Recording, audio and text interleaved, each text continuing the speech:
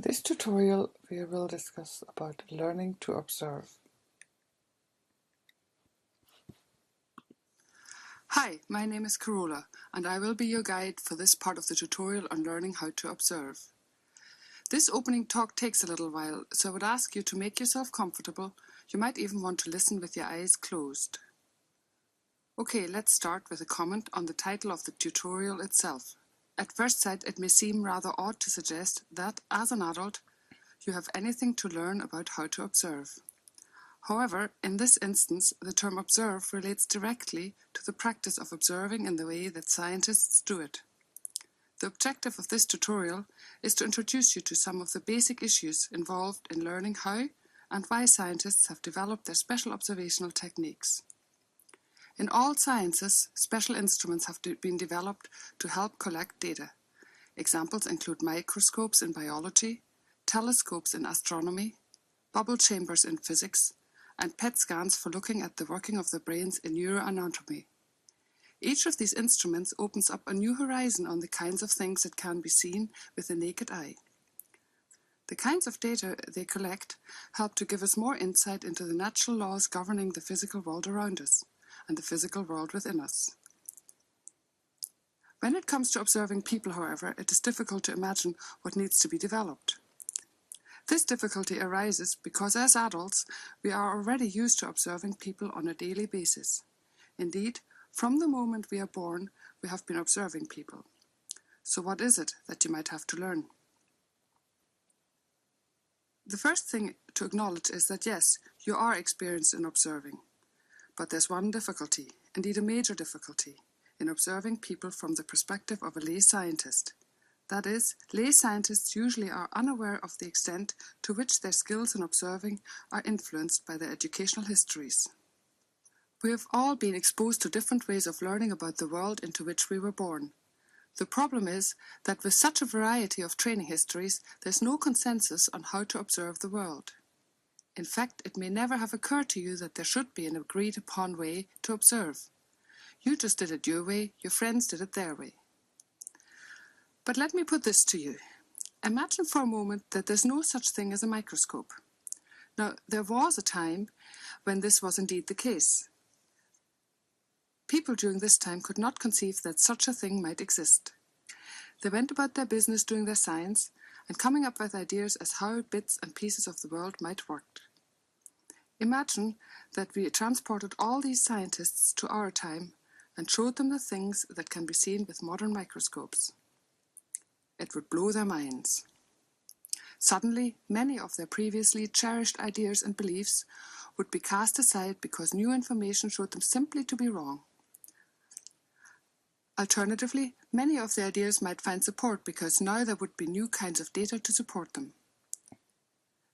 The lesson here is that despite the fact that large numbers of people shared similar ideas on how the world worked, many of them distinguished scholars, it took special kinds of data from specially designed instruments to show them how it really worked.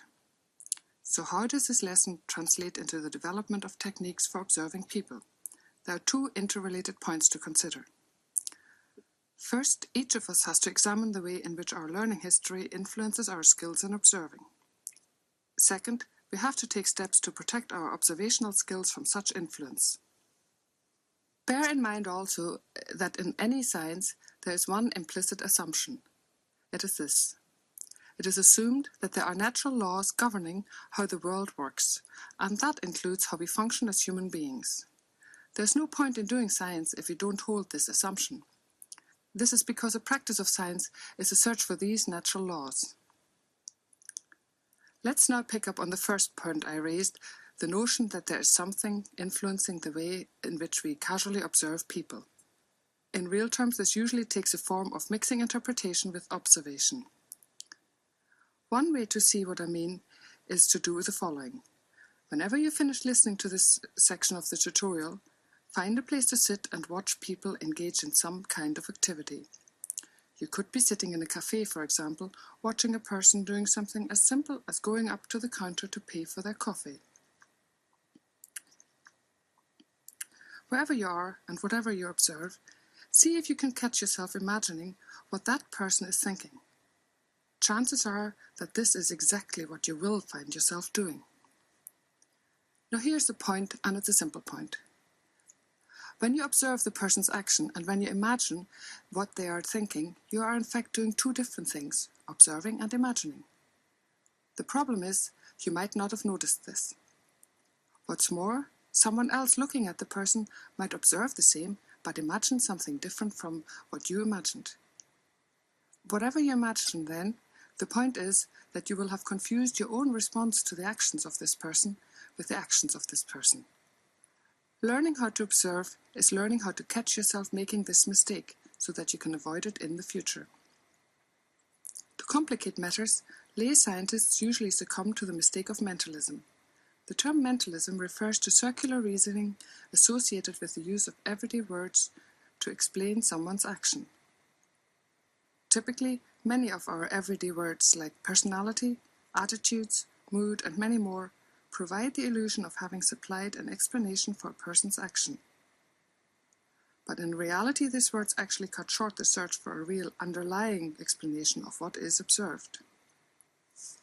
We shall return to this issue later on in the tutorial. For now, it is enough to note that there are also language traps that lay scientists fall into, which impede the development of observational skills.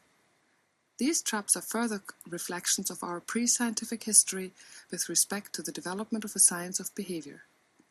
Essentially, this means that if you don't know that you need to catch yourself either guessing what someone is thinking or getting caught up in mentalism, then you will not know how to fine-tune the development of your most basic scientific instrument, your observational skills.